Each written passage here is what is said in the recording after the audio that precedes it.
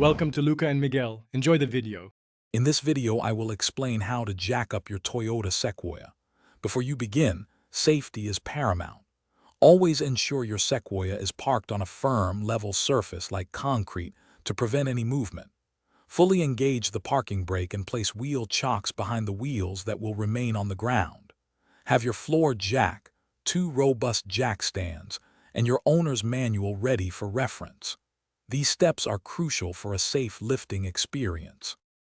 For the front of your Sequoia, the primary jacking point is the robust front crossmember. This is a strong, horizontal beam located behind the engine. Carefully slide your floor jack underneath and center its pad directly on this crossmember. Make sure the jack's pad has complete and stable contact with the metal. This central point allows you to lift the entire front end evenly, providing a solid foundation for your work. When lifting the rear of your Sequoia, you have a couple of safe options.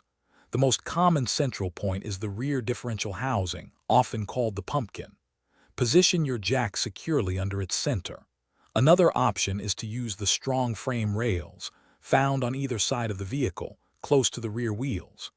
Remember, always avoid jacking on the suspension arms, shock mounts, or the axle tubes, as these are not designed to bear the vehicle's full weight. After lifting your Sequoia to the desired height, the next critical step is to introduce your jack stands.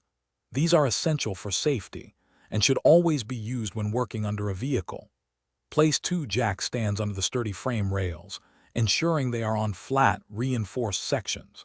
Once positioned, slowly and carefully lower the vehicle using your floor jack until its weight is fully supported by the jack stands. This provides a stable and secure platform. Thanks for watching and please subscribe. It's the best investment you'll ever make.